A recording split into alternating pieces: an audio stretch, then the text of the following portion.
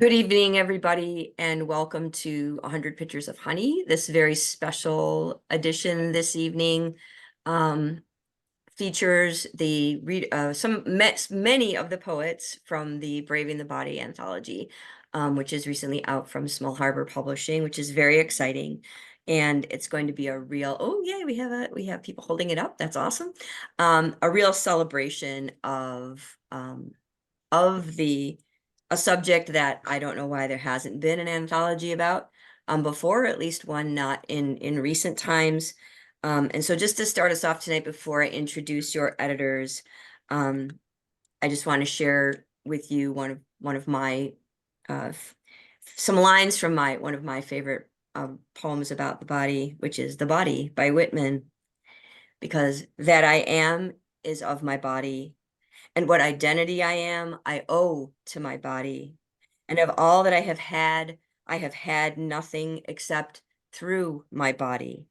And what I should be, I knew I should be of my body. I comprehend no better life than the life of my body, that wondrous house, more than all the old high-spired cathedrals. And so on that note, I am going to ask our editors to unmute and tell you a little bit about the anthology and welcome you to the reading. Hi, everyone. I'm so happy to welcome you. This is really incredible to feel this community and to get to hear all of your poems. And we've actually had quite a few readings, and it's amazing how different each one is because everyone comes through their own body into the poems. And Donna, I'm really grateful to you for having us. And I can't wait to hear all these poems.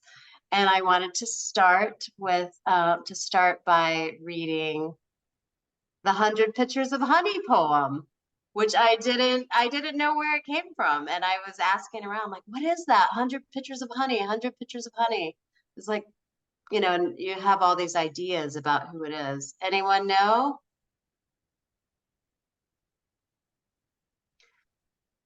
It's Jack Gilbert. The Forgotten Dialect of the Heart. And this is a beauty. So I'm going to read it to start the reading. How astonishing it is that language can almost mean, and frightening that it does not quite. Love, we say. God, we say. Rome and Mexico, we write, and the words get it all wrong. We say bread, and it means according to which nation. French has no word for home, and we have no word for strict pleasure. A people in northern India is dying out because their ancient tongue has no words for endearment. I dream of lost vocabularies that might express some of what we no longer can.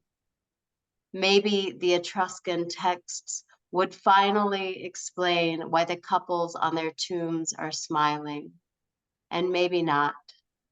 When the thousands of mysterious Sumerian tablets were translated, they seemed to be business records. But what if they are poems or psalms? My joy is the same as 12 Ethiopian goats standing silent in the morning light. O Lord, thou art slabs of salt and ingots of copper, as grand as ripe barley, lithe under the wind's labor. Her breasts are 6 white oxen loaded with bolts of long-fibered Egyptian cotton. My love is 100 pitchers of honey. Shiploads of tuya are what my body wants to say to your body. Giraffes are this desire in the dark. Perhaps the spiral Minoan script is not language, but a map.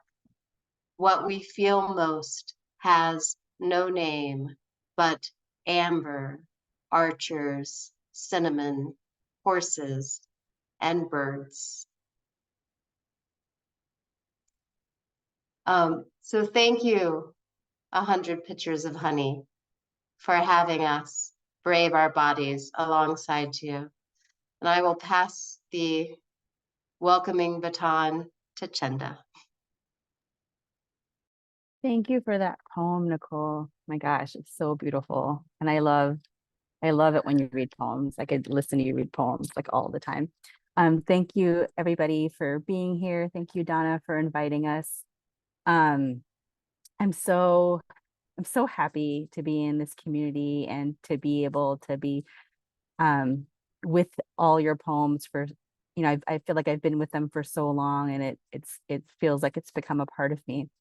I was thinking about when Nicole asked me to be a part of this, and I felt very bewildered as to why. And I was thinking, like, like, what do I know about the body? And I think, what do any of us know about the body? Like, I was thinking it was just, it's the first place and the deepest place of alienation. Like, it's where we're separate from each other, and we can never really know what it is to be in another person's body. And yet we have language. We made language in order to bridge this gap. And so I'm just so thankful that all of you trusted us to with your language, with your poems. And I'm just so happy for them to be in the world. And I'm so happy to be here and to be listening to your poems. So thank you. Thank you so much. And thank you for tolerating my daughter.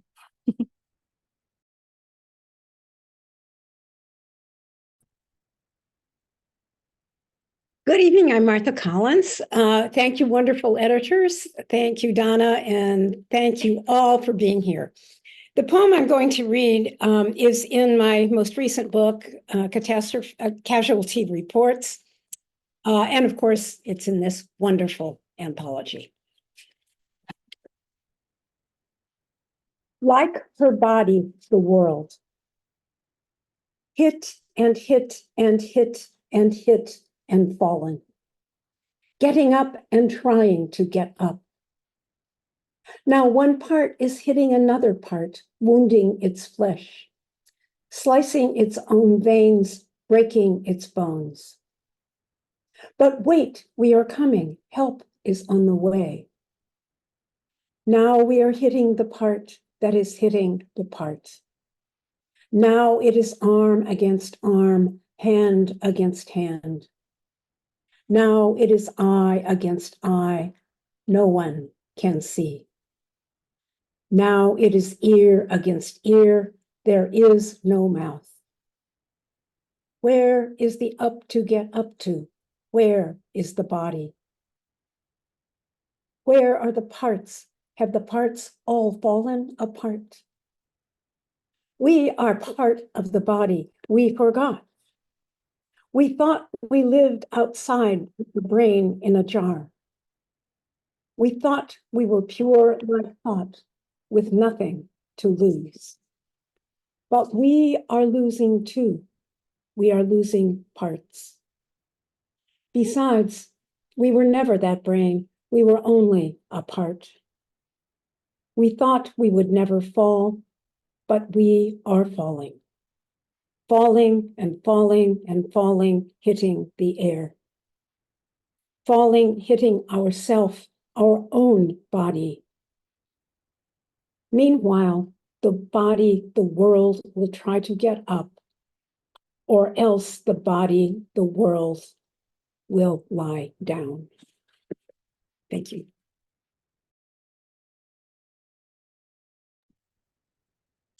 Hi, everyone. My name's Janae Daniello, and I was at the virtual launch, and so I'm just really excited to hear, some of the poems that I heard before at the virtual launch. I'm excited to hear them again, and I'm really excited to hear the poems that I did not hear because there are some new readers here. Okay, this is called For the Body as Poem. I was searching for the metaphor, something about tumor as bird or star, or the space between bones, breath, interstitium. Didn't scientists call this a new organ? This thing that's always been beneath the skin, holding us together. I wandered through your rooms, stumbled upon an overturned chair in the kitchen, an overturned miniature chair on the dresser, microcosm inside a microcosm. I lost myself in laundry, in the sketch of a buck on the wall, in fat yellow flowers on red wallpaper. I thought about night, about wind, how today I called my coworkers unimaginative. I tried to imagine you, to close my eyes and see your imprint behind my lids, your mottled specks and blotches. When my vitreous detached, my eye lit up with flash. For months, a blurred spot floated back and forth across my retina. It reminded me of you.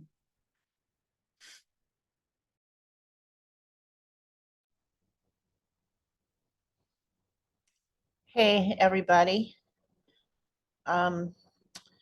So thankful to be here, and thank you for that great poem. My vitreous detached too. Thank you for hosting us, everybody, and thank you to the editors. Okay, here's my little poem.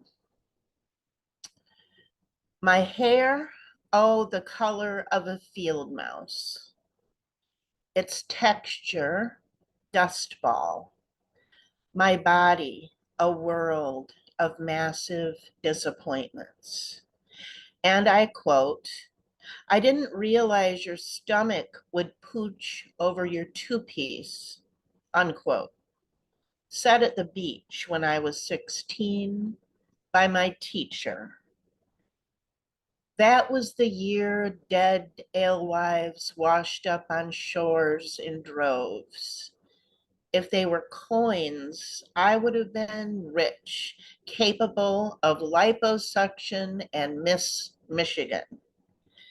In this passion play, the body is Judas, fat and misunderstood.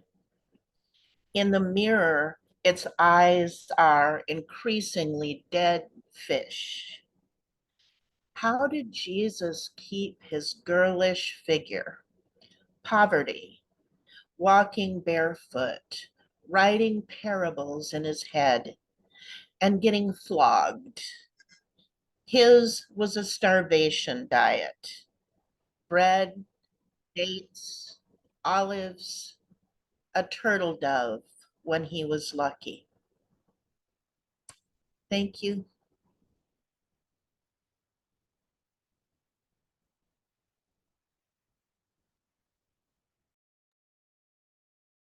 Wow.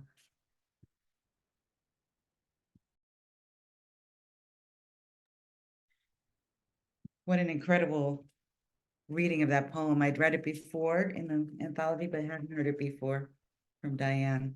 And now I have to follow Diane Seuss. Okay, I'll be reading. Thank you all so much. First of all, I'm honored to be in this anthology, and this is my first reading for it. And I just want to thank the editors for the care and guidance and beauty about birthing this into the world. It's a beautiful anthology, and I'm proud to be in it. The poem I'm going to read is from my book, Fixed Star, and it's called My Body as a Communist Country.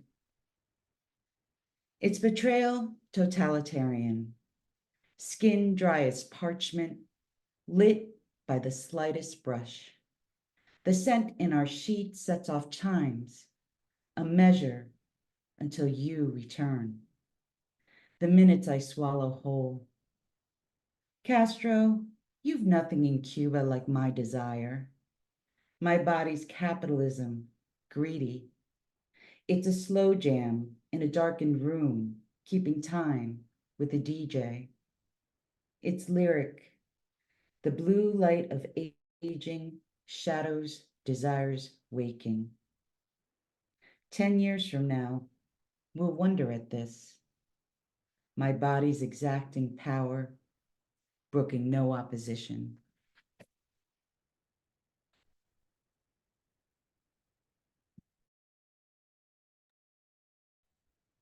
So that was beautiful. Thank you. I'm Mara Jepson. Happy to be here. This is Deep Water Women. After the movie, The Matinee, subway back to Brooklyn window scene. Panels, aluminum, plastic, bluish tile, February, melancholy. Melissa McCarthy played a mean, sad woman of uncompromising choices and literary devotions. Lurid, they said her life was. A lurid literary life. Whiskey, cat poop, flies, New York City winters. I am beside the side stitching. The stuffing of that life tumbles at mine.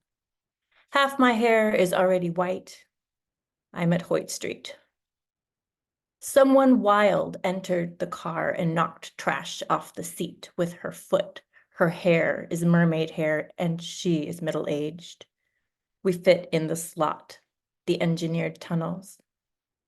I will write a poem called Deep Water Women in which time stops outside the city and no one can age or progress until all the old mermaids have finished their swim.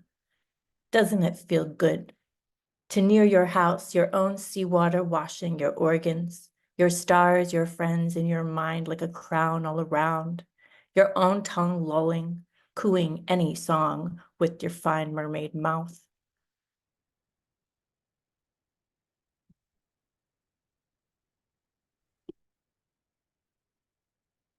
Hi, I'm Jen Karetnik.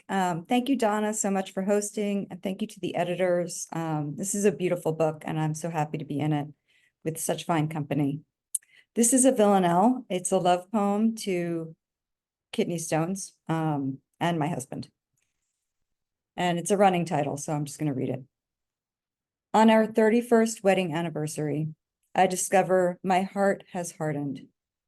Its cave-like passageways half occluded, with helicites that catch the blood flow in their corkscrews. I am rock, rock steadied. In kidney lobes, calcium has marbled every so often to bowl itself through cave-like passageways which, half occluded, spill out scarlet protests, undiluted. Stones inch out from salivary glands, too, fragile corkscrews. I am rock, rock steadied. Particles gathering in joints, crystallized. My body collects quartz, but not for show. Its cave-like passageways half occluded, redirecting grit to whirlpool, eddied. Pan me for gold and find pebbles to throw, plain and corkscrew.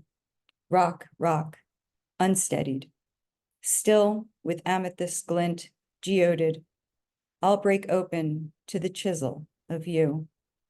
My cave-like passageways half occluded, not yet screwed. I'm rocked by rocks, am steadied. Thank you.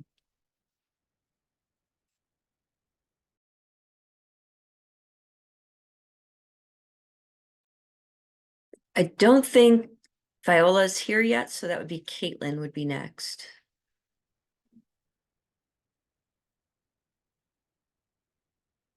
Hey, can you hear me?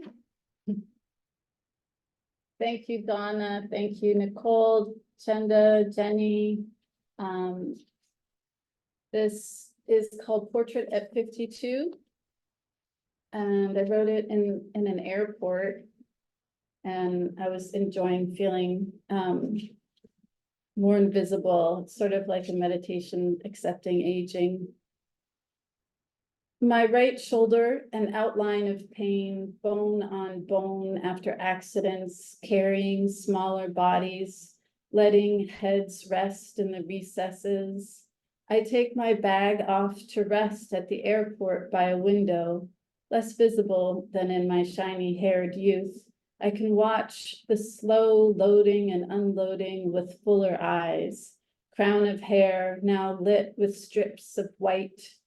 I love to dance, and dancing now is always partly working out the knots. My father slamming doors folded beneath my shoulder blade, the friend who betrayed me in the hardness of my jaw. The small muscles in my arms could still lift my daughter out of danger, even now that she is taller than me. Heavy lids over my dark gray blue eyes. I finally look like I feel, like someone who has been through something. Constellation of freckles on my leg, the same for half a century, like the map of the heavens. Thank you.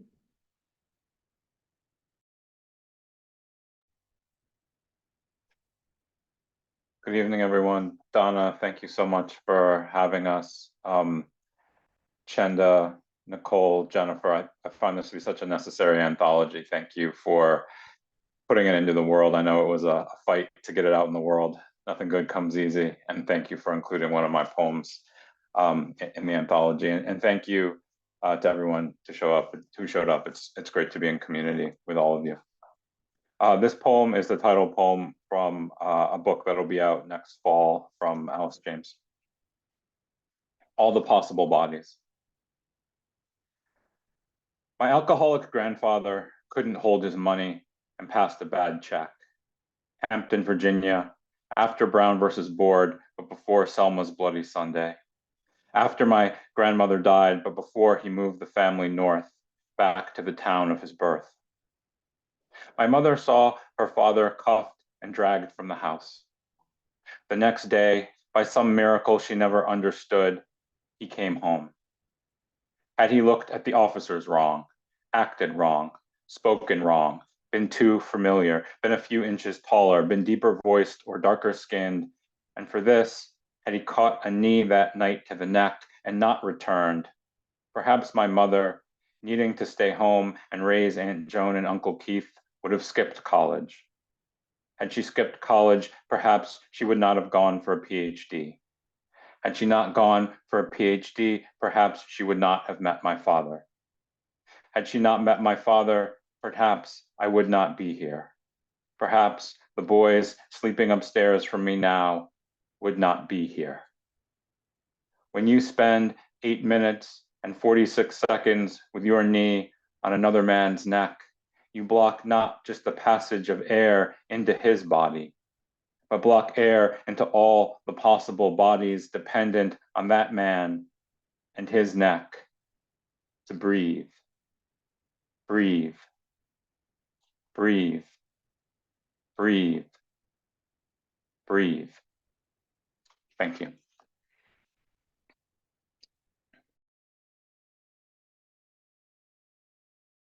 I think I was holding my breath on that one. This came all the way to Alaska. My name is Vivian Faith Prescott, and I'm going to read my poem from the anthology called Tracking the Animal. There is this belly, it inflates and deflates with life, filled with bubbling and gurgling like water over stones, like a low growl from the forest. Me, this animal belly, is a reindeer leaving tracks in snow with hoofprints stitched across tundra. Because years ago, a surgeon living in a log cabin left a line of sight, a red tacked trail from my belly button, now a faint, well-traveled path. My animal belly wiggles and sways above hips, stretches with cobra pose, and once jiggled to castanets. This animal belly swells like bladder rack at menopause, a tent for memories, a belly both satisfied and hungry, inspired, instinctive, has been shocked, scarred, and scared. Everything a belly can be, mostly sacred, is even a wild land sticky with love.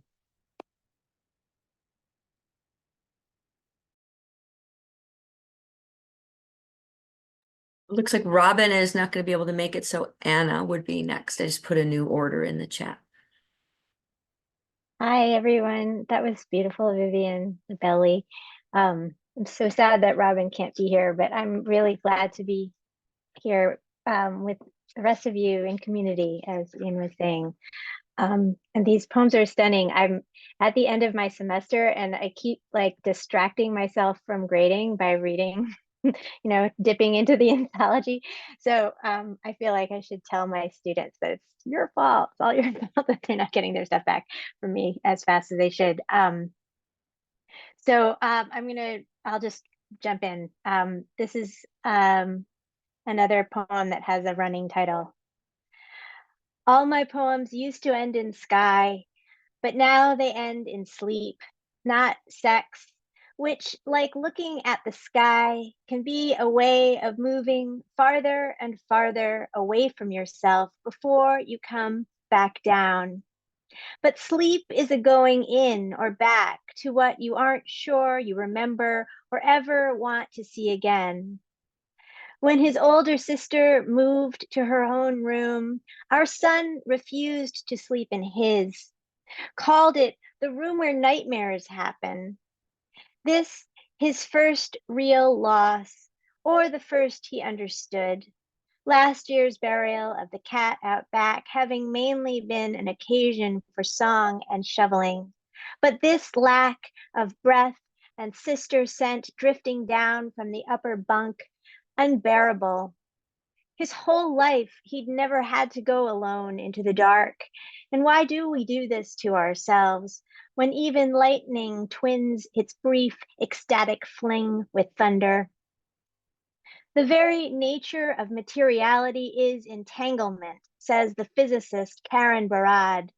But I was talking about sex, which, having been raised by Catholics, I know full well is something one must do but not discuss, and definitely not ask for, even on the first hot day in June when your husband comes in from the garden smelling like the tomatoes he's just planted, and sweat and dirt and whatever primitive chemical you first scented years ago in a dim cinder block dorm room, and both kids are out of the house, and there is the kitchen table bare before you. Don't do it, my mother said when I was 12 and she just walked in from her job as a school nurse, having read the second positive pregnancy test from the second 13-year-old that week. End of conversation. Then, when I was 28, married, childless, and in grad school, she gave me silk sheets for Christmas. Just before she died, my granny confided that Granddad had been a demon in the sheets. I hope that made up for 22 years of pregnancies and 16 births, not all of them alive. Barad tells us the other is not just in one's skin, but in one's bones. And I know that even after birth, traces of the child remain within the mother, cellular echoes tinseled in the tissue. So when our son was afraid to be alone, we let him back into our parent bed nest, where cell by cell he'd first learned how to sleep inside of me. But each night after he drifted off, you carefully lifted him back to his own room and then returned to me so we could not speak together for a little while before we took our separate ways to sleep. Thanks, everyone. That was so beautiful. I'm Nicole Cooley, and I'm really grateful to be here. Thank you to Donna. Thank you to Chenda, Jennifer, and Nicole. It's just it's truly an honor and a privilege to be in this beautiful book. It's really wonderful. I'm going to read a poem, which is also going to be in my forthcoming collection, Mother, Water, Ash, that's coming out in late summer. And it's called My Mother's Nightgowns Smell Like Smoke. My mother's nightgowns smell like smoke. White cotton with buttons the size of baby teeth. Each morning, in one of her nightgowns and my black winter boots, I drive my daughters to school. And as they climb out of the car, I want to crawl out of my own skin, everything prickly and hesitant. I'm on the elliptical trainer at the YMCA beside my younger daughter, who wears a black Thrasher t-shirt. She doesn't skateboard, doesn't live in California. And a few days later, on my way to fly to my father after my mother dies, I see many teen girls in the airports I pass through wearing that exact shirt. Skateboarding is a dangerous sport. You could break bones, I cautioned my daughters that night from New Orleans on the phone as I sit on my parents' bed in the house without my mother, as if I could now protect anyone's fragile body. We called them the guilt skirts, the 3 skirts she sewed for me when I broke up with my graduate school boyfriend and she knew she didn't help me when I cried. She mailed me the skirts instead, one with flowers, one green, one gray. I never wore them. Now the skirts hang bunched in my closet beside my daughter's prom dress. In New Orleans, my mother has been dead for 3 days, and I wake up and my hands are shaking. And my sister and I drive to the Salvation Army family store on Jefferson Highway and drop off another trash bag of her clothes. It's my happy place, I tell my sister, and I'm being ironic and using humor as a coping mechanism, as at least one grief podcast recommends, but it's also true. And she agrees as we finger racks of dresses. We can't leave till I find something that is a channel back to her. In the dressing room, I sweat through velvet in someone else's too tight blouse. The fake French cafe where I have disappeared to write about my mother in Brooklyn is advertising Bastille Day specials. And I remember the first Bastille Day in New Orleans in 1976 and how my mother sewed my sister and me can-can dresses, satin and rainbow nylon net to kick up in ruffled layers. All summer, we wore the dresses every day and slept in them, in our twin beds, in our girl bodies, when we were still daughters. Thank you.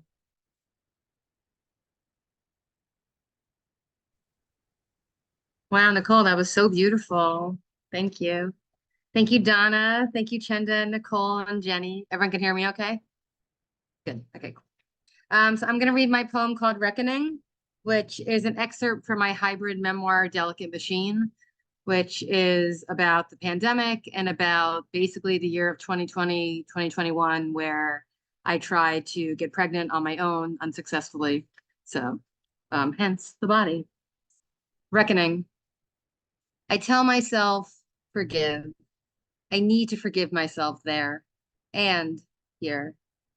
I need a reckoning to reckon with the interior pine, shrub, windbreak, heartbreak, the mother tongue of this life, of this body, the mother tongue of mothering. The mothering is a realization of grace, is a realization of the real and the unreal, and the reality that nothing is truly either. Nothing is more than the heart of the heart and the heart of the interior of your body. Thank you.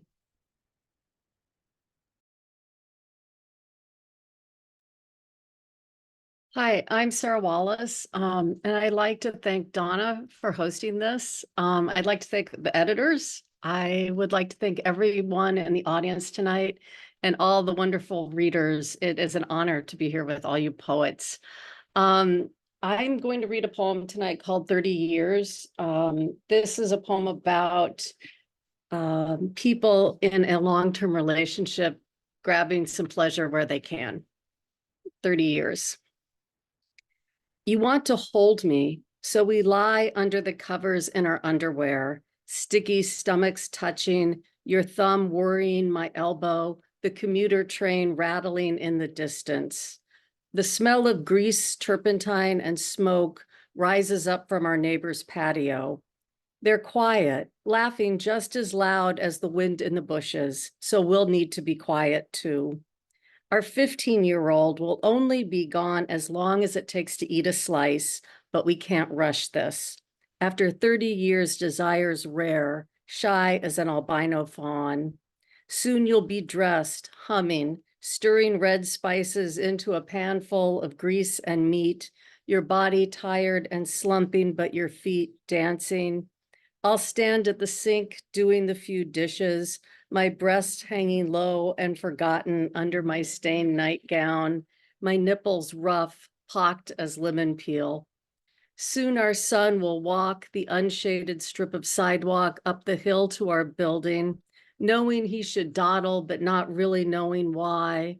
Cars blowing up clouds of grit as they pass him, a drift of song that makes his face move like a puddle's glossy meniscus when the wind stirs it. Our neighbors are eating now.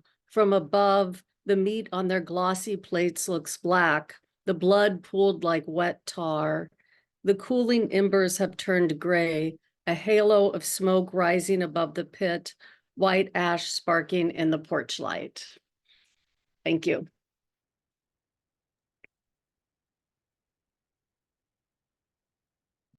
Hey everyone, can you hear me okay? Yeah, okay, sorry.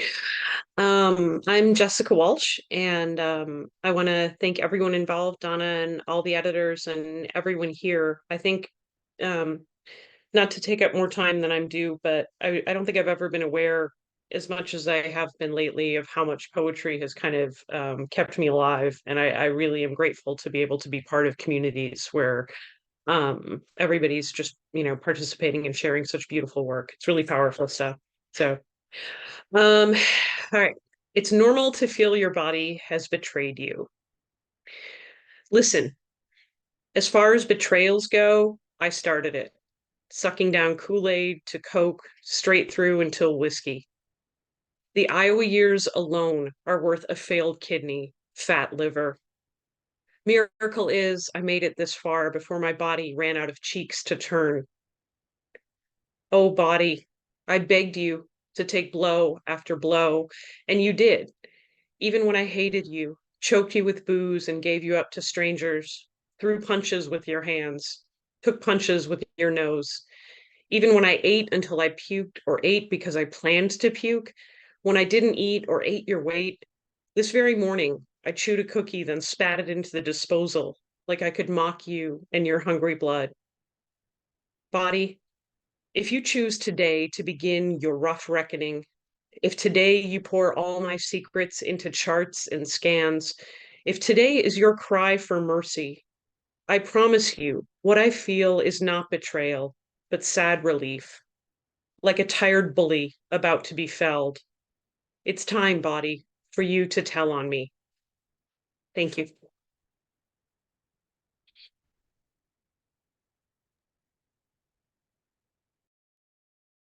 Hi, everyone. It's a joy to be among you and your poems. And hearing them out loud is really it's such a gift. I've read them on the page, but there's really nothing like hearing them out loud, and more than once too, for some of them. They sound different and amazing each time. My poem is from a chapbook called Hyperspace. I was thinking a lot about just what is it to be embodied, and what is it to feel often disembodied. So I had a lot of fun writing this book, projecting the psyche into deep space, hyperspace. So this is called 11 Impossibilities. When the lit front edge of the boat comes by for the third or fourth time, I climb in, lay my once body down inside its once body. Rosy boat, curled and pale at the lip, not wood, petal, magnoliaceae, edible, faintly spicy, built to convey a thought from one end of hyperspace to the other. An impossibility. Hyperspace has ends. An impossibility. I fit in a pedal boat. An impossibility. I am currently unbodied. An impossibility.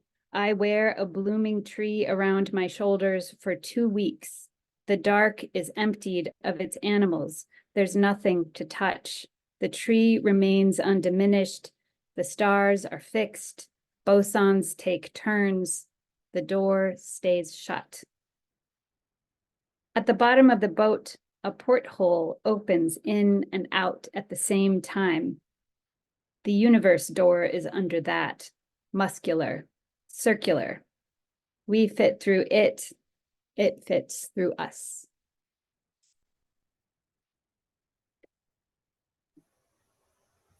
Hi, I'm Ren Wilding. The way we've all come together around this book has been really beautiful, and tearing up now. Love you all for that. Yeah. So I've had asthma since I was 3, and recently I had to try for a year to try to get some medication covered. So that's just sort of a background on me. Sort of the focus of this poem. Snakeskin. I have a particular slither in my chest, coiling me awake. My lungs will not open. I sit against the bathroom wall, tiles slicked with shower steam hissing threw me a signal. As a child in the grocery store with my mother, people stare. How could such a rattle come out of that small throat? I'm trying to give myself a warning that my body will be haunted by what it sheds. Thank you.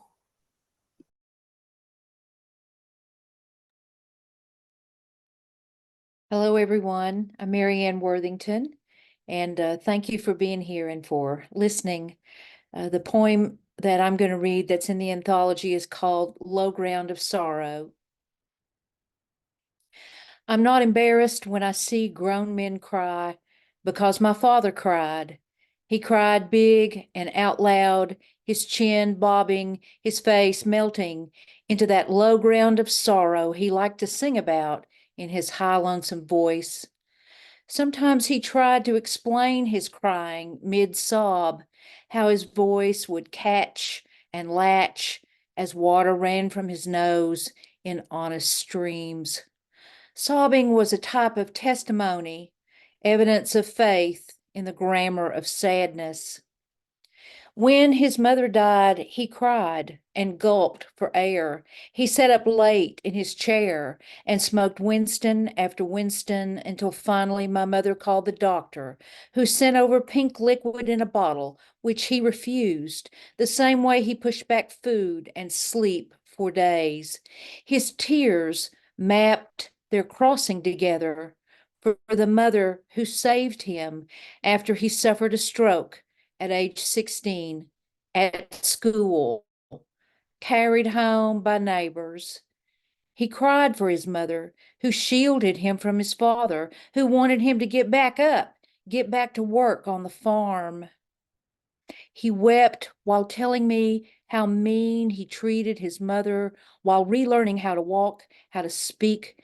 He was sorry he had taken his injuries out on her, even as he tried to make restitution the rest of his days, caring for her in her very old age, tipping the paper boy to lay the newspaper behind the dry storm door, ferrying her to market, to doctors, to the polls so she could vote, checking on her daily until he found her one Saturday morning, still in bed, her teeth in the bedside glass, and he cried, finally, without apology, broken down, out in the open, a torrent of tears without ceasing, while the anniversary clock from his boyhood room ticked its eulogy, its pendulum knobs twirling out a prayer. Thank you.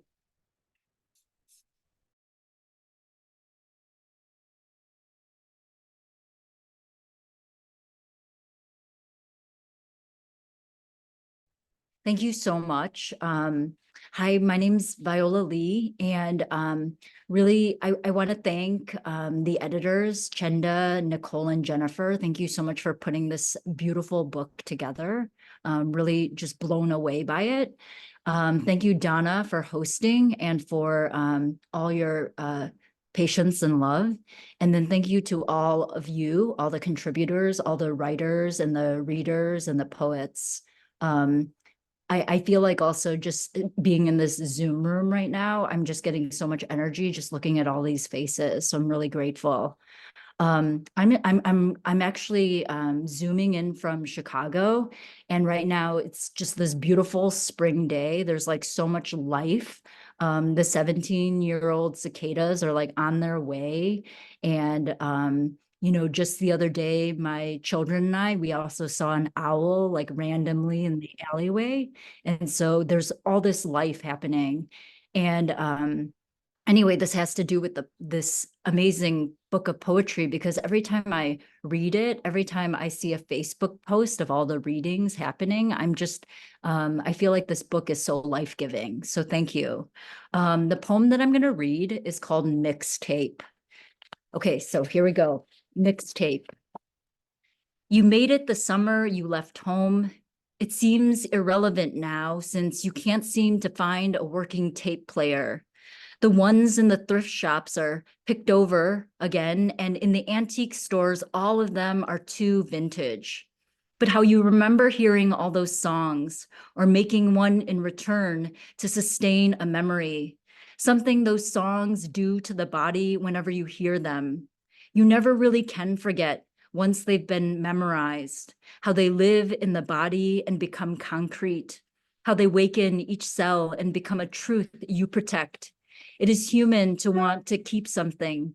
It is human when a body knows and cannot let go. Thank you.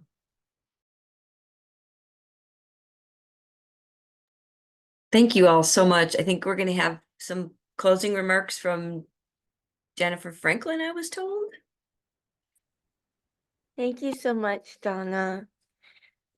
I just wanted to thank everyone for being here, to Donna for hosting this tonight, to all of you for trusting us with your work, and remind you that if you live in the vicinity of Amherst and can go to the Braving the Body panel at the Emily Dickinson Museum, we would love to see you there on September 28th. That will be a dream come true. And I wanted to read Karen Friedland's poem to close us out tonight. She did pass away, and as you know, she's one of the bodies in this anthology. So Nicole recorded her reading her poem. So if you haven't seen that, it is on the Braving the Body website. And she did get a chance to see this anthology in print before she died. So everyone, please remember Karen with me. This is her poem, It Recurred. Yes, this cancer is doing its damnedest to kill me, and it will eventually. This is guaranteed, but right now, my scrappy, hardy body prevails, spills words onto pages, accepts hugs from neighbors, makes savory dinners, appreciates fall crickets. I am living a somehow sweeter life here on the precipice, with a gut full of growing tumors on the knife edge of hope and terror. At this tender moment, my death is merely theoretical, and life is all I'll ever know. Thank you all. Thank you to everyone for being part of Braving the Body. The other night at the launch, it was really beautiful to be there with so many of you. And so many people said to me that it was a really life-affirming time to spend together, and that with all the awful things happening in the world, it was nice to be able to celebrate poetry. And even though there are a lot of sad poems in this anthology, there's a lot of hopeful poems, and we are all celebrating the fact that we're a community. So thank you all for your work, and continue to share poems with us. Send us all your updates on your publications. We will be so happy to see that. And make sure you tell people about the anthology. Thank you all so much for being here tonight. Thank you all. It was a beautiful reading. I think you said it perfectly, kind of the beautiful mix of hope and sadness that comes from living in a body is definitely found in this anthology, which I'm going to give a copy away of to one of our audience members who was not here. There are 17 of you in the audience, which I wrote down your names. I gave you each a number. I'm not trying to cheat, like it's my terrible handwriting, so you can see. I have a random number generator ready on my phone, so I'm going to hit it. And the winner is number 15, which is Kim Heeg. I don't know how to say your name, Kim. But Kim, I'm going to put the email for the series in the chat. And if you could send me your mailing information, I will ship you a copy of Braving the Body for being here this evening. I was telling the readers earlier, my series usually pays a small amount to each reader, but with 20 of you, that was a little bit beyond my budget. So as a way of saying thank you for bringing these beautiful poems to everybody, I will be sending Kim, if she'll email me, a copy so that she will have her own copy to read and revisit. Beautiful, beautiful words, beautiful, beautiful readings. I had read some of these poems before, but what a delight to hear them in your voices. I'm in awe of the sheer amount of quality work that's in this anthology, and all the struggles that you went through to bring it into the world. And so we thank all the readers, thank the 3 editors. And I am going to just remind everybody that I'm not doing monthly readings anymore, but there are always things going on with 100 Pictures of Honey. And I'm so grateful to Nicole for that beautiful reading of the Gilbert poem, for which the series is named. The next event that we have is on June 11th. And it's a reading and conversation with Sarah Moore Wagner and Jennifer Sutherland about women and violence and guns in history and in America, based on both of their current collections. So thank you so much for being here this evening.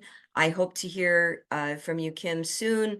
And I'm going to turn the recording off, and then you can feel free to hang out and say hello. Good night, everyone.